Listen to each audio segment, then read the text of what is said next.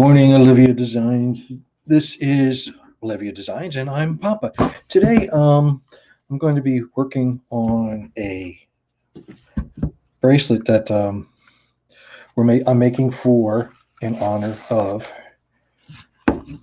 Earth Day, and this is called Love the Earth. And the idea is, it is light blue, as you can see here, and green. Can you see the green? It's not coming out very green, is it? There it is.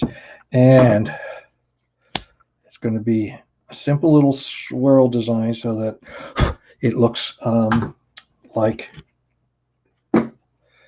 it's all mixed together, sort of like a globe is. Ow, man, that was hot. Do that every once in a while. It gets hot. Okay, so I'm going to make this real quick to show you, and these are going to be in my Etsy shop, and they're only going to be normally $7.99. Up until Earth Day 2021, I'm going to put them on for 30% off, which comes out to $5.90 something or other, $98.99. Don't quote me on that.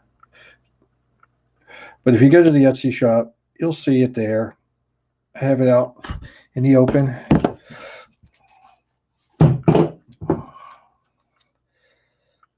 So that all can see, and it's a featured item for everyone to see. So without creating too much else, here we go. And there's blue. It's a light blue, sort of like a sea blue. I kind of like it like a sea blue. And I'm going to make it, I'm going to start off with a square knot just to anchor it down. And make it look good, okay? I'm trying out a new way to do this, to show it to y'all. I'm broadcasting through a third party that is pushing this out live onto YouTube and Facebook, which is kind of new to me. So even though it's not a new process, and it's nothing really new, but I've been playing with the idea of trying to make a live video of the bracelets that I make, especially for specific people, so that they can watch how I'm making it at the time I'm making it live right here. See how it's going there? Isn't that nice? That's really nice.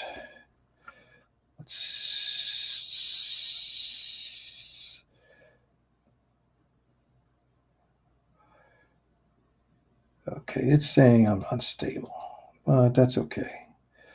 Display one, remove from stream, exit solo layout, mute. Okay, I'm not going to mess with any of those.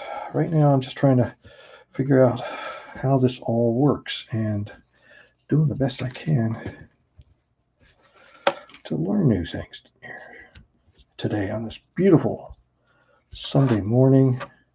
It's morning still, right? Yeah, it's 10:20. And I also set up my tripod a little bit different. And I made this little bridge so I could put my camera down lower and slide it underneath the tripod. Maybe someday I'll show it to you. But this is going in like this. And like this. There we go. We're doing good here.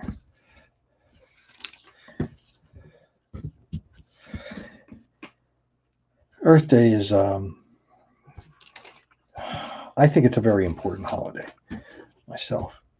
It's not considered to be a national holiday like President's Day, where we get off and do stuff, or like Martin Luther King's Day of Service. I think it should be sort of like that. Earth Day, day of ecological service. It'd be kind of nice to go out and plant a tree or something similar to that. Go pick up some trash along the highway. Make the place look a little bit nicer. Look into how you can reduce your electric bill so that we don't have to depend so much on fossil fuels. Look at maybe solar panels. I don't know. Maybe that might be an idea too. Although that may take more than a day to do, because there's a lot of things that's involved with that, from what I understand. I haven't had a chance to look at solar panels yet. Or replace your light bulbs with LED lights. Something simple like that. That would be a great, I think, day of ecological service. Now, Earth Day is been around for a long time. And there is a website called earthday.org, and they have pretty much all the information that you need for an Earth Day to try to do something special for Earth Day, and to tell you about things that are going on in the world, all over the world. This is, a lot of people all over the world celebrate Earth Day on April 22nd. Now, way back in the day, when I was just a kid in ninth grade, I think it was. That's back when junior high was 7th, 8th, and 9th, and high school was 10th, 11th, and 12th. A little different setup nowadays, but that's the way it was back then. I was in ninth grade, and my mom pulled us out of school to go to Belmont Plateau in Philadelphia to partake in the first Earth Day. It's the first one that I know, and it's the first one that I celebrated with. And there were a lot of people there. There were bands playing. There were people talking about what we can do to help out and make things a little bit better. Now, I'm afraid to tell you what year that was. So that was 1969. That was a long time ago. So this is something that's been around for decades, and I'm quite sure that the people who put it together and organized it had been trying to do it since way before then. So this is not really a new concept of taking care of the earth. It's been around for a while. It just never really took off as well as it should have, for many different reasons, and I'm not sure what all of them really are. But some people say that a lot of it's lobbying and stuff of, the fossil fuel and the oil companies lobbying to keep petroleum production up and running, and keeping cars on fossil fuels, and keeping us heating our home and providing electricity with fossil fuels. And as a result, what we have now is a global warming epidemic, which is, if you watch the Weather Channel, the National Weather Channel, you'll see all the stuff that's been going on over the last few years getting worse and worse and worse. Hurricane seasons are getting heavier. There are more destructive hurricanes more often. The season starts earlier, ends later. We have dry seasons in California that last longer. And as a result, we have wildfires, forest fires. They're not really forest fires because they're, well, I guess they are enforced. But anyway, more fires that get out of control every year they are natural. But we've, as a species, humans have created an environment that's not good for the earth to continue and support us. And it's not, when people talk about, well, like how Earth Day is going to I'm sorry, not Earth Day, how global warming is going to destroy the earth in so many years. It's not going to be a catastrophic event like you see in the movies. It's going to be slow. It's going to take decades of slowly, to the point where it will become very painful to survive. It's not going to just happen at once where the earth is just going to open up and swallow us, where the floods are going to destroy us. It's just going to be slowly making it very difficult for us to put up with living on the earth, with floods and other natural disasters that we see them occurring, and they happen, and the change is so slow that we may not recognize it at first. But the change is coming. Things are changing. I see flowers. I enjoy flowers. I'm not knocking flowers. I like that when they bloom, and I like to see them grow and stuff. But it just seems like they're blooming earlier and earlier every year. Not by a lot, but by maybe a day or two every couple of years. So that after a while,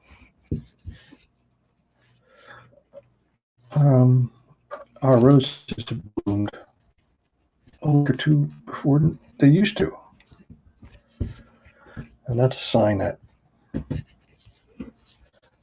that's a problem.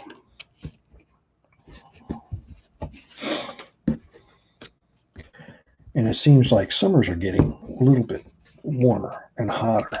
Okay, I'm going to measure this. Just slide this up here so you can see what I'm doing. Okay, I'm going to take it from here. From the 10, it's only going to be 6 inches. Okay, so we're at 3.5 inches now. And you can see how it's shaping up. Blue and green swirled together like a globe. Okay. I'm also trying to do this on a white paper background, to see if we can get a little bit better color on saturation on it, so you can see better what the colors are that I'm using with the string. Okay. So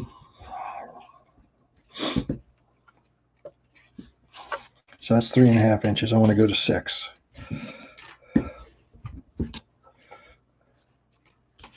Oh, and I guess I just kind of mentioned that my mom pulled all of us kids out of school the first Earth Day in 1969 to go to Belmont Plateau, which is in Fairmount Park in Philadelphia, Pennsylvania. And I grew up in Philadelphia, in the city. It's a nice place to grow up and live. I enjoyed it very much. I think my childhood was really nice because of it. I learned a lot. I'm not saying you don't learn a lot in other places. Just it was just worked out nice for me. And because we had things like the concerts on the plateau, live events like that, all summer long, that are really kind of nice. But there were all kinds of bands there that were playing. I don't remember them all.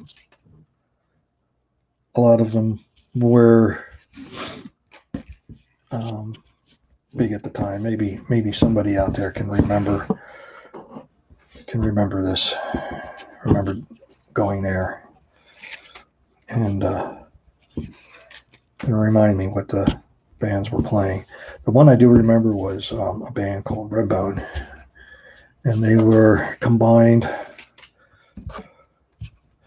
Native American rhythms and melodies with rock. Not like 50s rock and roll, but like, the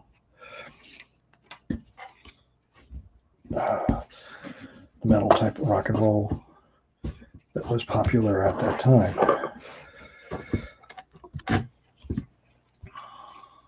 If you get a chance, look them up on YouTube. Redbone. They were pretty good. They had a couple of hits. Most of their stuff really didn't make it to the top of the charts. They had, I think, one top of the chart hit.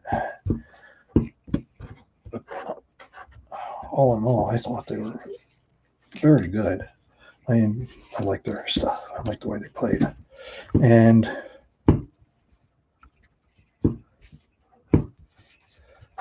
also, while they were playing, they did some traditional dancing. To tell you the truth, I don't know. I don't remember too much about them. I don't remember what tribe they were from, if they were a mixed tribe, or what the background of them was. And they're probably not in existence anymore because that was a long time ago. And I was just a kid. And those guys would be, close to 90 now? Maybe older. So, anyway. Here we are. We're getting there. I have to pull this out and untwist it every once in a while. Let me know if you like this live type of a feed and showing you what I'm working on as I'm doing it live. And if you'd like to see more, if you'd like to have a bracelet made for you live, I'd be more than happy to accommodate you. I'm planning on doing a few more of these to kind of show off what we're doing, or what I'm doing. And that it is everything is handmade by me right here in Pennsylvania. And you're probably asking, well, then what's the name Olivia Designs for? And to tell you the truth, if I used my name, it wouldn't sound as nice. And I wanted to name it after one of my granddaughters. And the oldest, Trinity, said that we should call it Olivia's Designs, after her little sister. Olivia just turned 4. She can't do this yet. I'm hoping that someday she'll be able to do this and take over what I'm working on here.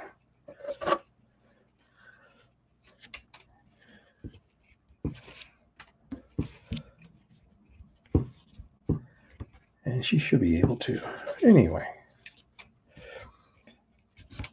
in the meantime, I really enjoy doing this. I make these for a lot of people. And I've made quite a few of them.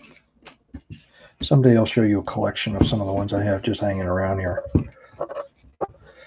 And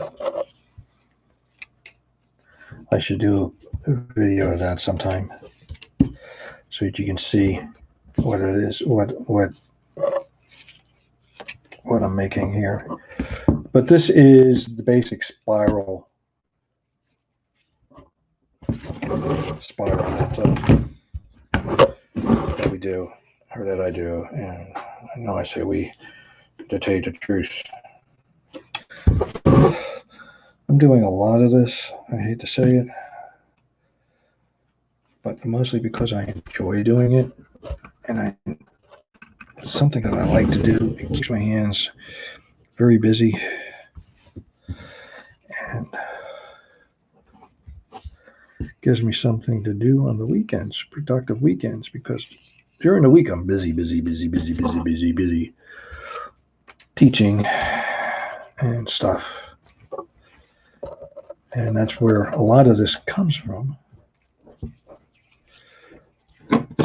teaching, and the kids that seen these and enjoy them and like them, and I make them for them,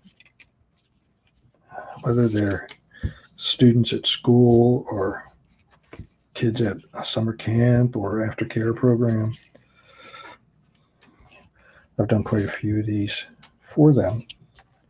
And if you go on the Etsy shop that got going, you'll see a lot of them are there. Not everything is there. I really need to get them all photographed and take them and put them up on the shop. Let's take a look at this and see where we are with this, okay?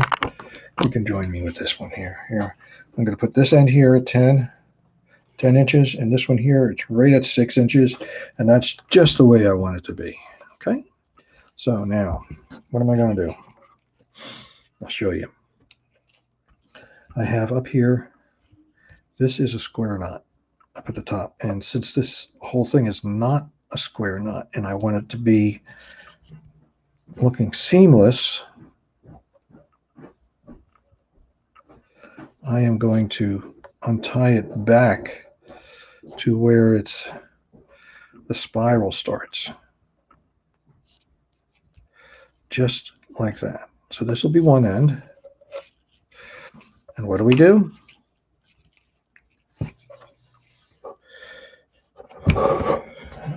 Move the camera. We trim and fuse. Okay.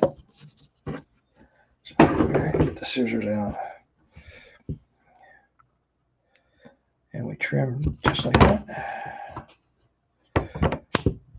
Get the letter, fuse it, and flatten it out. There we go. And this side,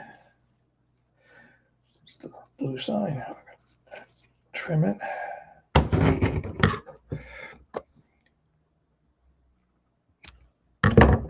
And fuse it just like that. There. See? If you do it right and you just warm it up, it doesn't char and it doesn't turn black. It takes practice to do. Okay, now I'm going to go back here. Let me check the measurement again, just to make sure I don't need to put on a couple extras. Yeah, I kind of do. All right, let me throw a couple more on here. Because after I pull those knots out and fuse the top, I took some of it off. So I need to I'm going to throw 3 more on here to make it 6 inches.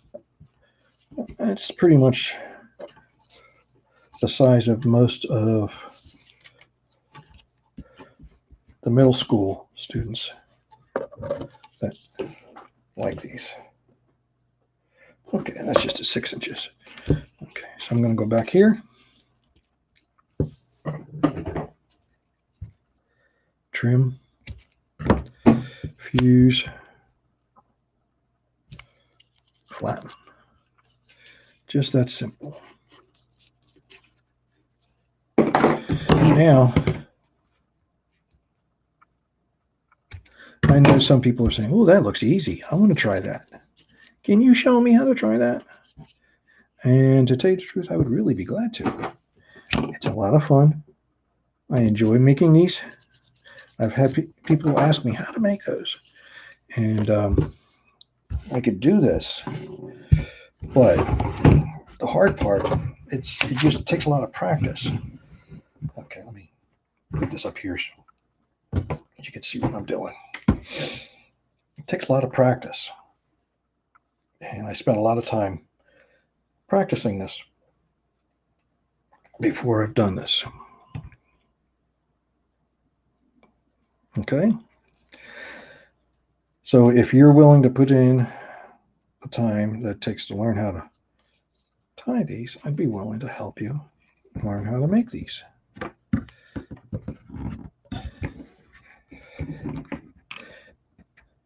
I could always use help making more of these. Or you can open up your own shop if you have your own designs that you would like to show off. There's always room for more craftspeople in the world. It's not a don't take my customers type of thing. It's we're all here to be artistic, right? And to share our crafts with each other.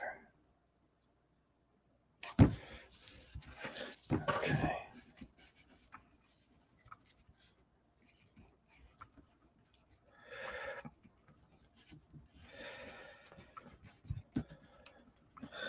What I'm doing here is pulling together the sliding knot. And this sliding knot, which I'll have a link to it in the YouTube.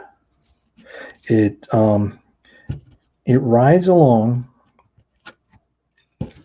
these 4 strands, just like this.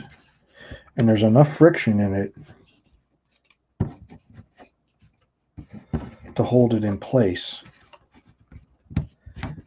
when it's done. See, like this one here. I don't know if you can see that.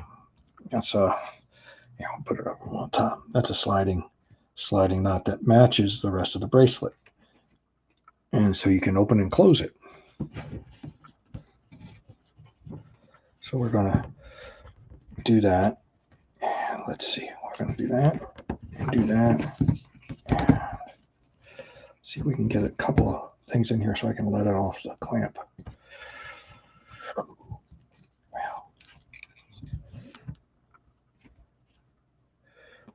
See, it starts to fall apart, so you really got to keep it together. Once you get a good solid square knot in it, then it gets easier. And it stays put a little bit better. Okay. Okay, I'm going to bring it out here and show you what I'm doing. So I'm going to, the sliding knot really is only about a 1/2 inch. I found that to be a nice length for it so that there's enough string there for friction and it doesn't take up so much room that you can't open and close it. The open and close the bracelet to get it on and off very easily, because I want to be able to open this up a couple of inches, so you can maybe 2 inches to slide it up and down, to slide it onto your hand. And if we have it too big, it won't open up very much, because you'll have, unless you want a lot of string hanging out. Okay, so let's try to straighten some of this out here. Okay, and then once again, I'm going to pull out What is this? That goes there. Where's the other one?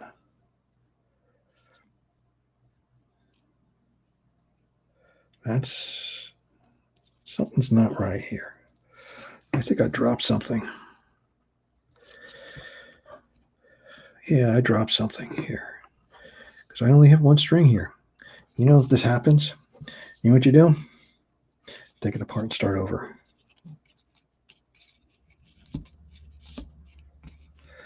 Somewhere along the line, I'm busy talking and I lost track of one of my strings.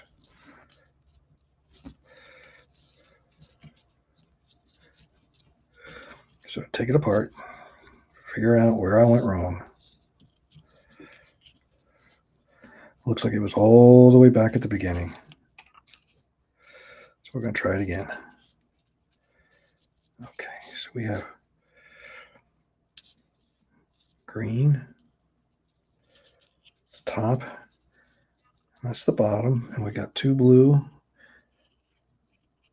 There's the green. Okay, do this again. There we go. We'll try this again.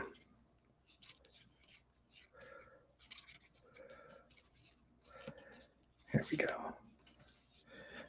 So if I stop talking, it's because I'm trying to focus so I don't do that again. Okay. One of the things you have to be careful when you're doing this is sometimes that starting of that sliding knot, of that figure 8 knot, just kind of slides out because it's hard to make it tight with this material.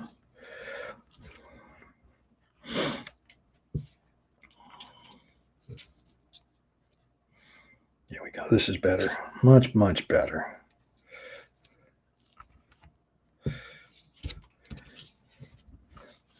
Let's see, where are we with this? Nope, not even close. Yeah, I've got the right strings here. Okay. I want to go back here and pull out this figure 8 so I can start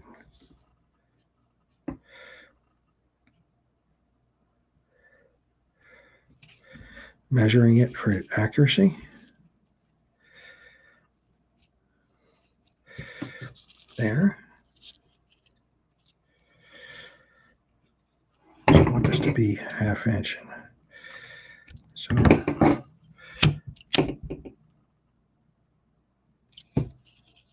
there.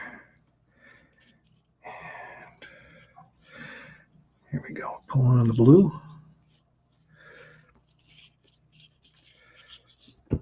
How do I get that?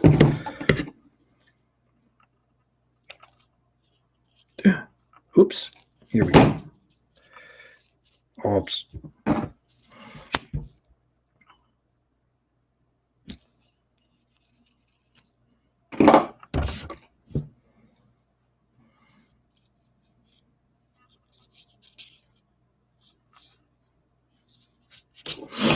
There we go. Now, see how it's starting to be a spiral in there, and we're going to measure this, and we're at about 1/8. So we have to do a little bit more, a few more of these, like this, and like this.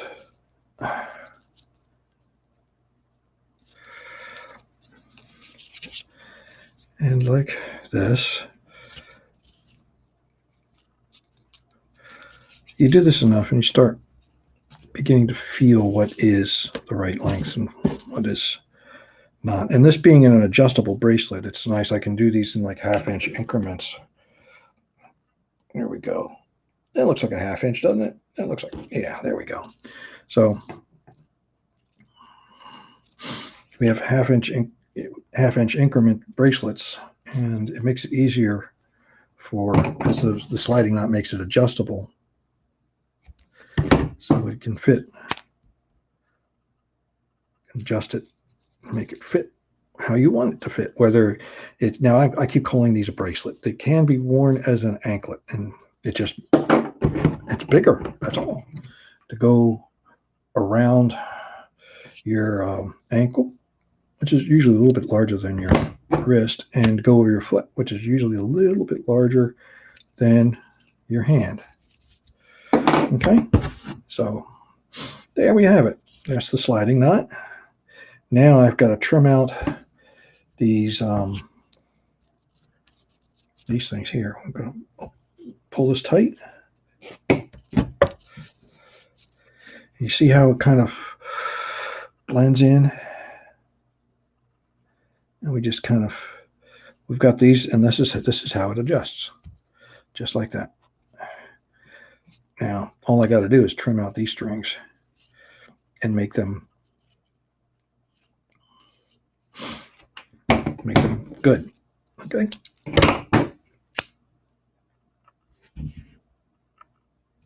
There we go. All right. And what I'm going to do is make these with, just put in an overhand knot on each one of them at about 1.5 inches out from the bracelet. So as I'm measuring this, no, it's 3/4 of an inch out, so that we have a total of 1.5 inches of play, or sliding it over your hand. I think that's a good.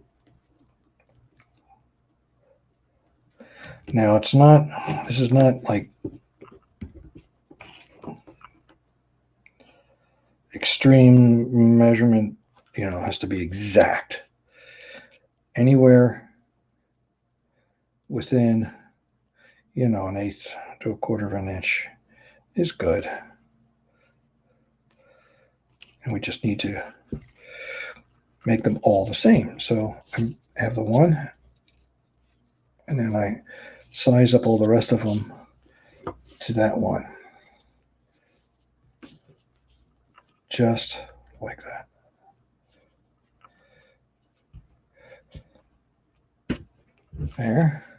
There. And then bring one of these over here.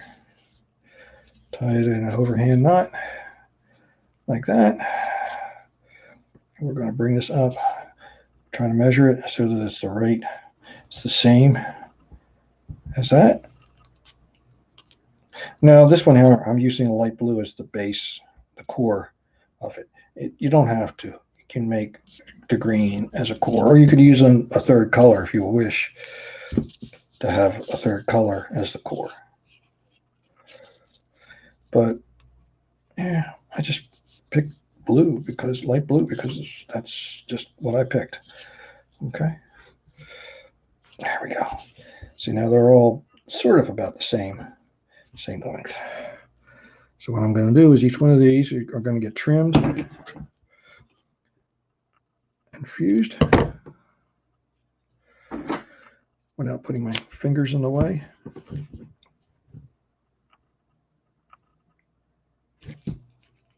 And you don't want to put like I said, you don't want to put the string into the flame. You want to hold the string over top of the flame just to heat it up a little bit and not burn it.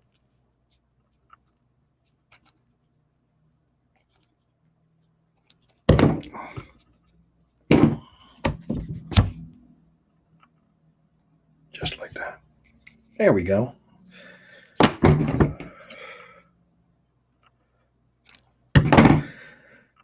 And you see that little scrap left over.